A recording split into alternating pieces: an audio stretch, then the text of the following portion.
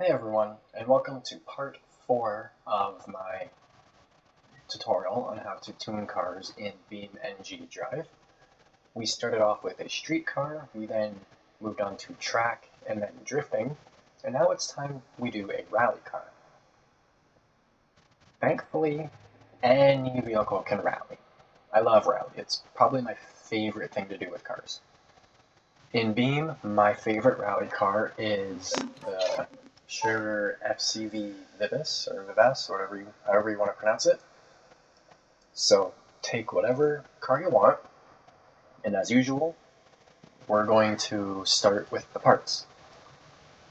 We will want as much adjustability as we can get, and we want it to be nice and lightweight and lots of downforce. So let's get on with that.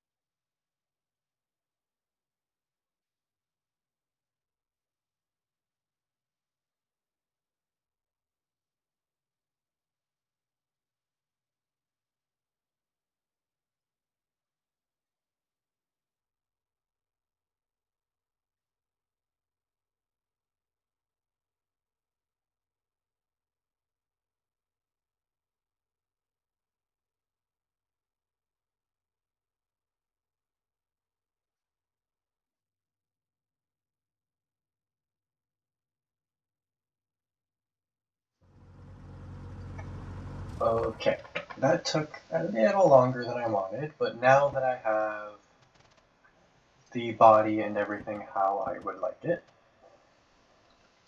yeah, it looks like it. Alright, now that, as I said, I've got the body and stuff how I want, I can't open the hood. I thought you could open the hood on this. Maybe not with these parts. Either way, the most important part of a rally car, or an off-road vehicle in general, is the suspension. So, thankfully the Vivis has specific rally suspension. We'll go with the gravel coilovers. If not, if you don't have specific like gravel or rally suspension, go with race or off-road, whatever the highest grade, most suitable suspension you can. You want everything as adjustable as you can get. I forgot to change the brakes, but that's fine.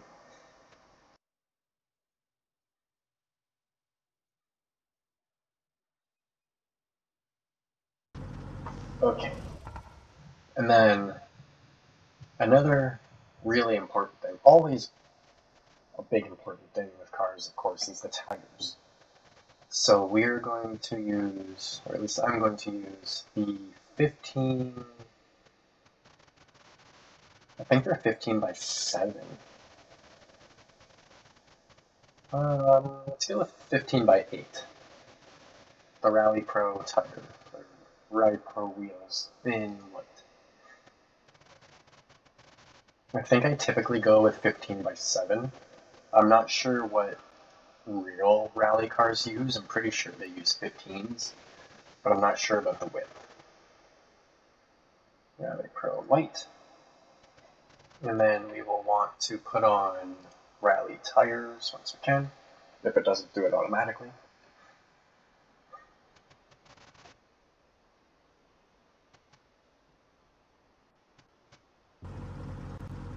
And sport tires on. So let's switch over to rally, which are here. I wonder if I've got the right sized wheels on my actual rally car, the one I usually use.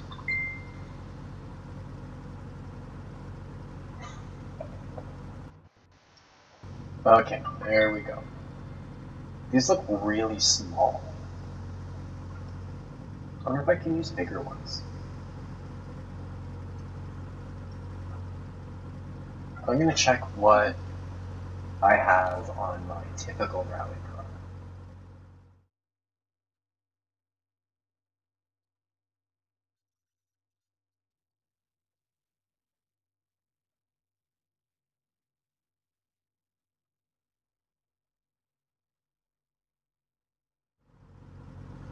Okay. My typical rally car has 15x7, but it also, oops, that's the seat. Come on. This computer is so slow. As I've mentioned in my other videos, these don't look like rally tires. Alright, I'm going to switch to the 15x7. But as I've mentioned in my other videos, I'm not using my typical recording setup, so audio and video might not be the greatest. I'm hoping to get a laptop soon, and my microphone is still on the other side of the country, so that'll be coming eventually too. Either way, let's drop down to 15.7, or 15.7. Go, so that we can use the tires that I want to use.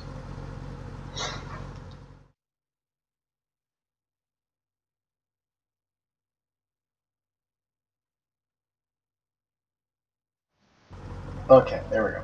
The wheel size is pretty much the same, but these ones have a higher sidewall on them. So now that we have the parts how we want them, let's go into the tuning. Also make sure anti-lock braking and traction control and all of that is off. We do not want that stuff. As usual, we're going to start with the brakes. So let's go to somewhere that is cement. I'll also mention, when I'm tuning my rally cars, I like to go to Utah and start at the airfield. But either way, let's just go over here so that we can check on the brakes.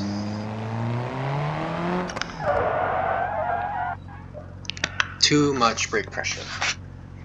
So as usual, I'm going to lower the brake pressure so that the wheels lock up under full braking, but only when I've got the trigger pulled all the way. That way we have more control over our brakes and they don't just immediately lock up on us. But we also don't want them so low that we don't stop. And I just realized I adjusted the bias, not the brake pressure, which I shouldn't have done. Stop rolling. Alright, I'm going to bring the pressure down to 90 and put this back up to 72, and we'll see how that does.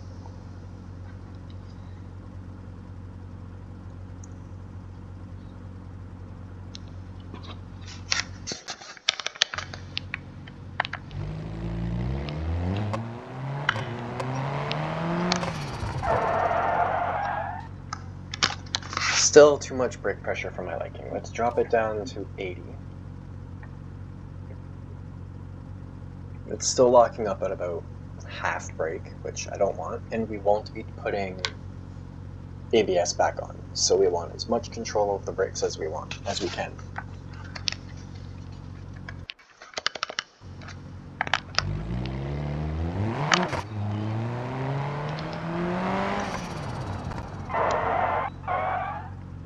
That's much better. Okay. I'm still going to lower it maybe 1 or 2, but I'm now going to see which wheels lock up first. And they're locking up at the same time, which is nice. So therefore our brake bias is pretty much exactly where we need it. I'm going to lower this, like I said, still a little bit more, and that should be fine. Brake bias should be good. We want the front tires to lock up just before the rear tires, or close to the same time. because of course the engine's in the front, there's more weight. As you stop, the car leans forward, putting more weight over the front wheels, therefore you need more brake pressure on the front end. And they're still locking up at the same time with a bit too much pressure, so I'm going to lower it a bit more, and then I will move on to the next bit. Come on. Jump it down to 70. Okay. So, when it comes to the differentials, I like to set my front diff so that there's no coast lock and minimal preload torque. Let's go with about 20. I want the power lock rate to be lower than the rear. I'm going to go with about 25. Hopefully the clicking isn't annoying. I'm going to go 50 on the front. I'm going to leave the coast lock the way it is. And I'm going to leave the preload the way it is. Of course, the more power lock, the higher it is, the more locked the wheels are going to be. The preload is the initial load on how much locked together they are. So the more they're going to spin at the same time, the more you're going to slide, but also the more grip you're going to have. But the more the differential is locked, the less cornering ability you're going to have. So if you're not turning quite as much as you want, like if you're understeering, try loosening your differentials a little bit. The front one. If you're spinning out too much, if the back end is sliding too much, loosen the rear. The suspension, as usual, we want the rear sway bar to be lower than the front. And since we're off-road, we don't want them to be too stiff.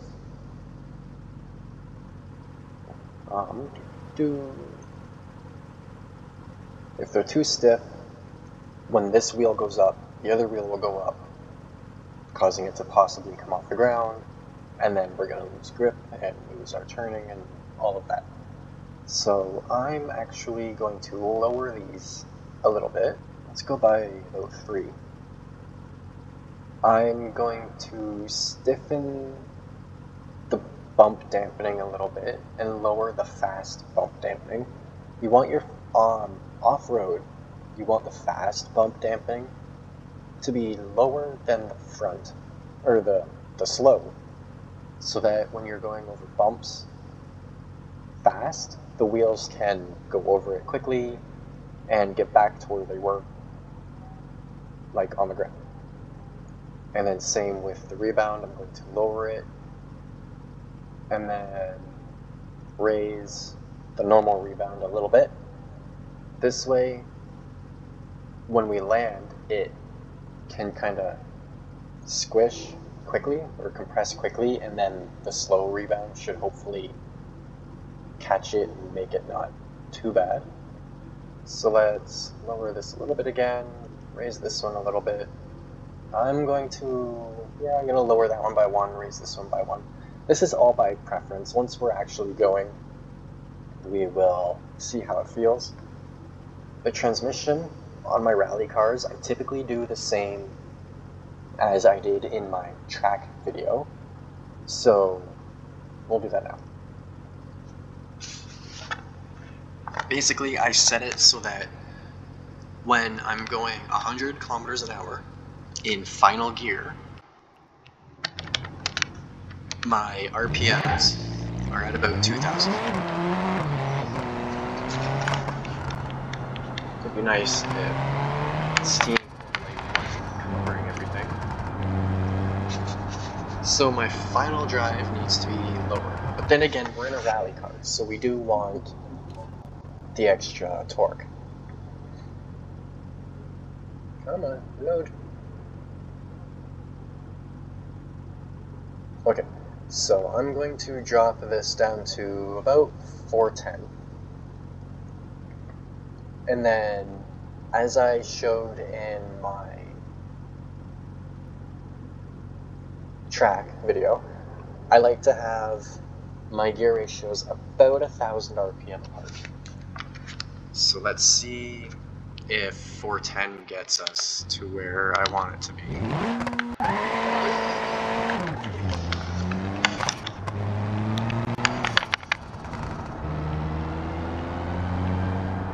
Definitely not. And then if we downshift, how far does it go? Not quite enough.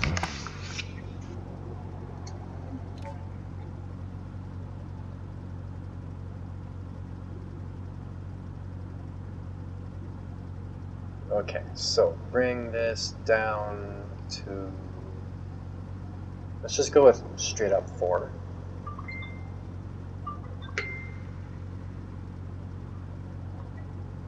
And then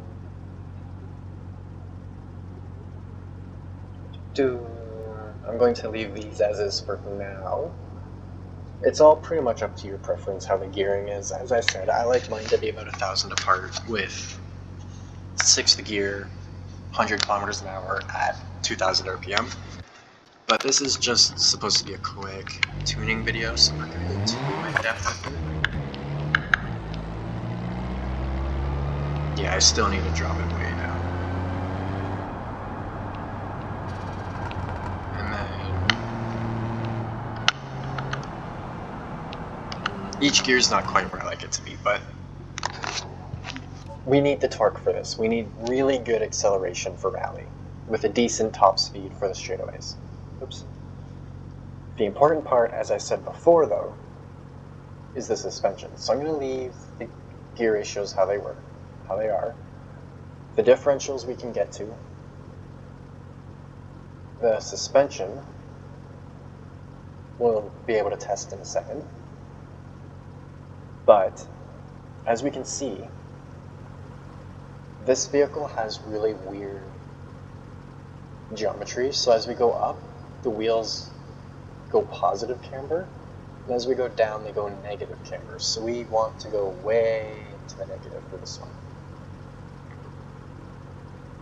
Let's start with 25 on each and see where it gets us.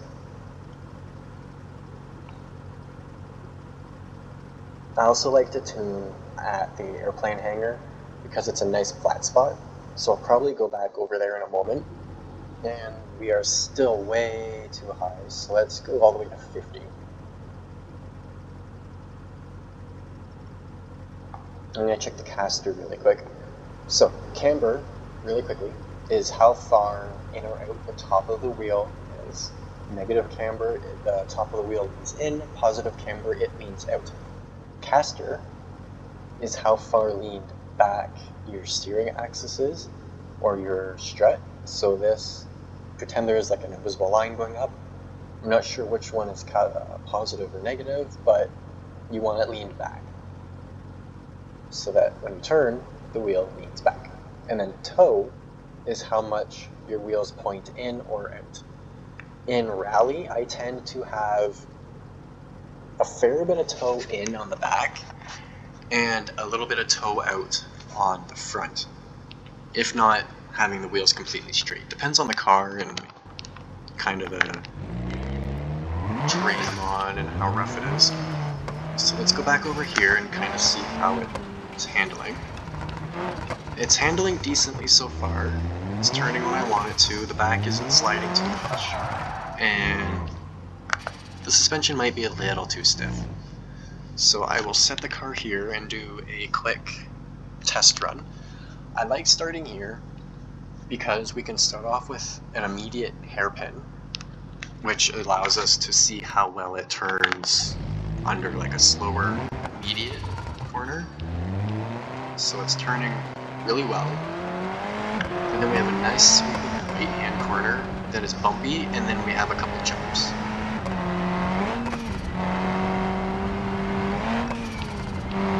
Rebound controls how fast the suspension unloads, and then compression is the opposite, how fast it squishes down. And this actually seems to be pretty good.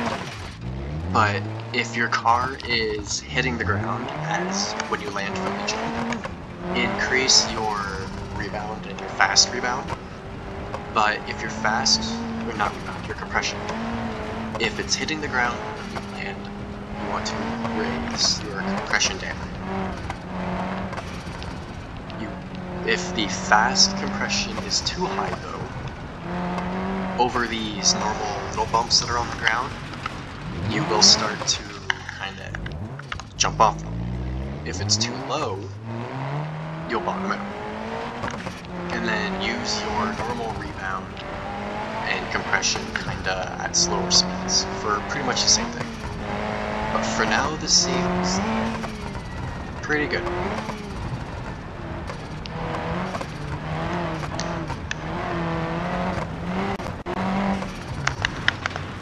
And I will continue a little bit to see how this is. Rally is definitely one of the driving disciplines where it's kind of, well, it's quite different for each driver. Because some people will want their car to slide more, some will want their car to slide less, but in general, you want to be fast. So as you can see, as the wheels move, the body is staying pretty even, it's staying nice and flat, that's what you want. So on normal ground, as we're on right now, yes, tilly and whatnot, but we're not going over jumps or anything. So on normal, mostly flat ground, you want your wheels to move as much as possible, while the body stays nice and flat, but you don't want the wheels to like bounce or whatever, you want them to stay on the ground, which they are doing. And then the normal rebound and normal compression is, I'm pretty sure, for slower speeds and smaller stuff. And then,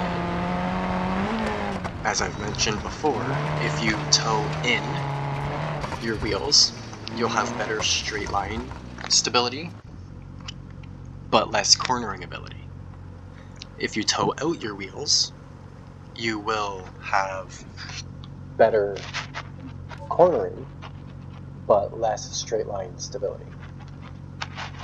For me, as I mentioned, I like my wheels to pretty much be straight on my rally cars, and I also need to add more rear camber because it's still out, not in. So, the front should be okay at a little over 2 for now,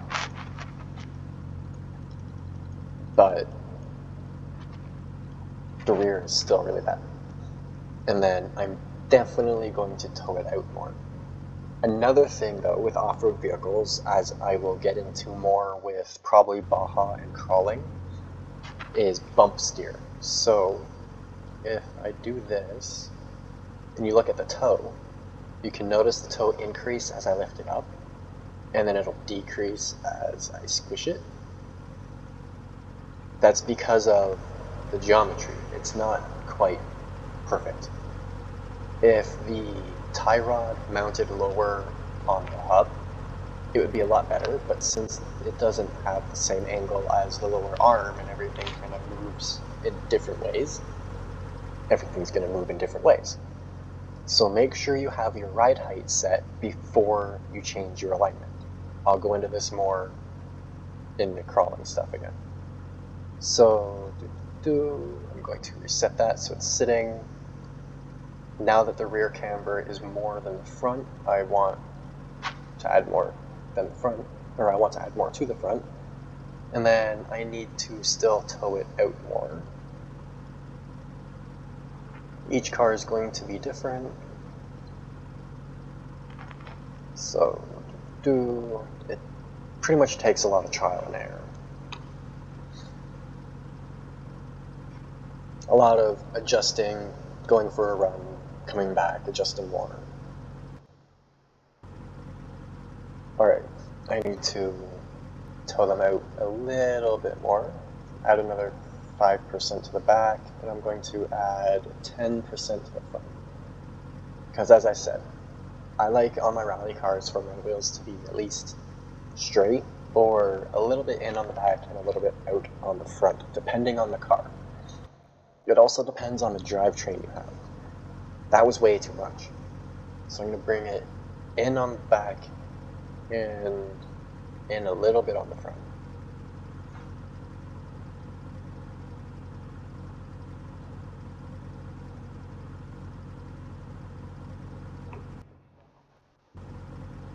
Okay, I still need to bring it in more on the back.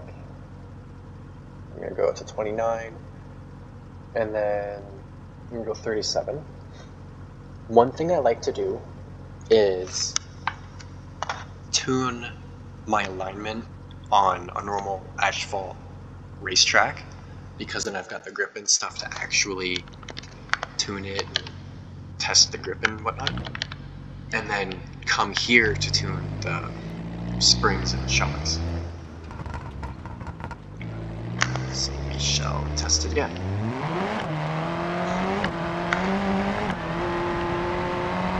The back end is a little more slidey, whereas the front end is turning in a bit more, which is how I like it. The suspension is soaking up the bumps and jumps perfectly. A little bit of handbrake.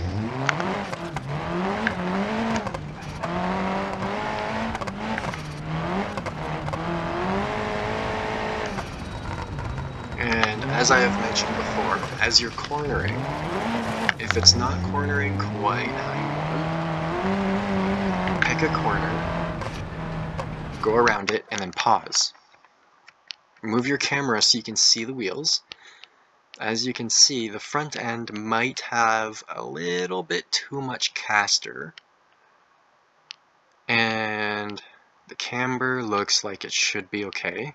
So I might want to decrease the caster a tiny bit. And then the rear end looks decent. I might be able to decrease the camber a little bit, but it's hard to tell with the suspension because, as I said, it changes as it moves. Another thing to keep in mind is as you're turning, because of physics, this wheel, as you're turning left, for example, your inner wheel is going to want to go positive camber, which is what caster helps with. Helps it keep more in line. Yeah. Just off the jump. Might be able to have the rear end a little stiffer, but typically you want the front end to be a little stiffer as well. A little stiffer than the rear because of the weight. But again, it depends on your vehicle, your drivetrain, a lot of things. But as I've mentioned, it's, oops, there goes my rear bumper. It's all in how you drive. As you adjust your toe and stuff, you'll get it to kind of suit more how you drive. And as you tune it to how you drive, you'll slowly become faster and faster. But for now, this seems pretty good. We can't adjust the downforce with this body, but if you're sliding around too much, you could increase like the wing angle depending on the parts you have and get more downforce. But yeah, for now this works. As I've said, if your body's moving too much or you're getting air off of the little bumps, kind of like those ones, you want your suspension to be softer, especially your fast dampening. If you're bottoming out when you land on a jump, try increasing the normal damping. And then if you're bouncing back up after a jump, add more rebound damping. That way your wheels can't move back down as fast and push you off the ground too fast. And then if you're sliding too much in the rear, you could try adding a bit of toe in or a bit of camber. Maybe you have too much camber. And your sway bar could also be a little too stiff if it's sliding. And it could also be the differential. So if you're sliding too much, try loosening the differential a little bit. If you wanted to slide more, maybe start with making the differential tighter. If the front end isn't turning, you're understeering, you might need a little bit more camber, a little bit less. That's, like I mentioned before, why I like to pause at certain times and look. As you can see, this wheel is almost straight up and down, and so is that one. So yeah. And then, as I mentioned, off-road, you want softer sway bars, but not too soft. And this seems to be doing alright, especially for my driving style. I like the back to be a little bit slidey, but not too bad, so that happens. But it takes a little bit of trial and error, like I've said, especially with vehicles that aren't meant to be rally cars. This one is. I'm going to do one more quick run along here, and then I will do a little bit to show what is a completely wrong setup.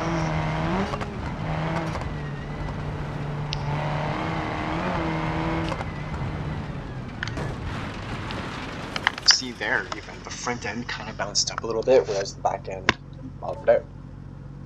So I am going to save this really quick because I like how it is, and then I will be right back. Unfortunately, this will make me have to do 2 pieces of the video, but whatever.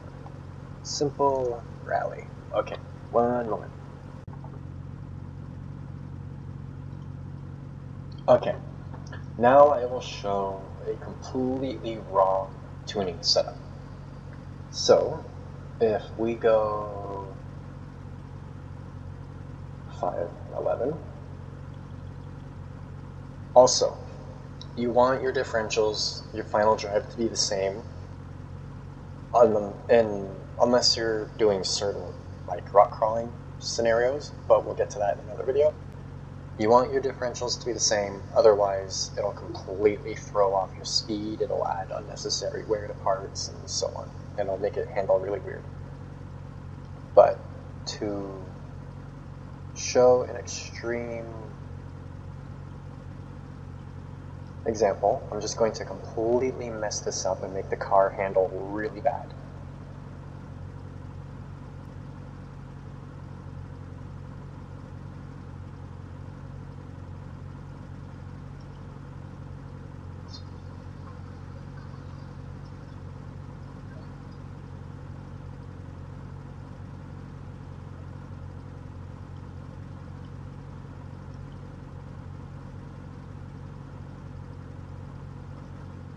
Another thing I should have mentioned though is you might want your springs a little stiffer for when you're landing jumps, and then adjust your ride height a little bit so that you don't bottom out. It's another good way to make sure you land well, but you don't need to do too much with this.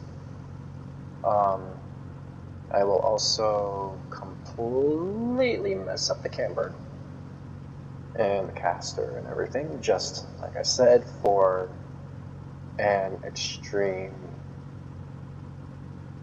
Actually, I want that in, that one out, and all the camber. And then too much tire pressure will lower your grip, too little will add too much drag and slow you down, as I've mentioned in other videos. Okay. So, as you can see, the front is way out at the top, pointed in, the rear tires are pointed out and leaned in. So let's just see how this goes for the sake of it. It already isn't turning how I like it to. It feels like crap.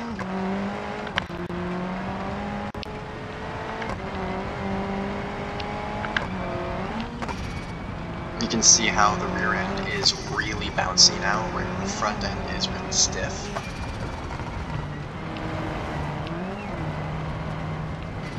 And even off the small bumps, the front end is almost getting air. It does not want to slide for me.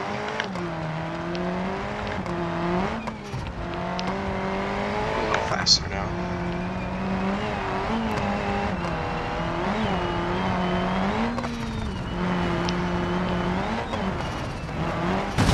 Yeah, you could see when I landed off that one jump how the back end compressed all the way down and then swung to the side. That's because there wasn't enough compression damping, and then the toe out. I think the rear's towed out. Yeah, the rear being towed out since it landed on the left more, it swung back into black. So, there you go. Hopefully this helps you understand tuning a little bit more, especially for the rally side of things. As I mentioned, each person's driving style is different, so just kind of play with things and test it until it suits you. As usual, hope you enjoy, and thanks for watching.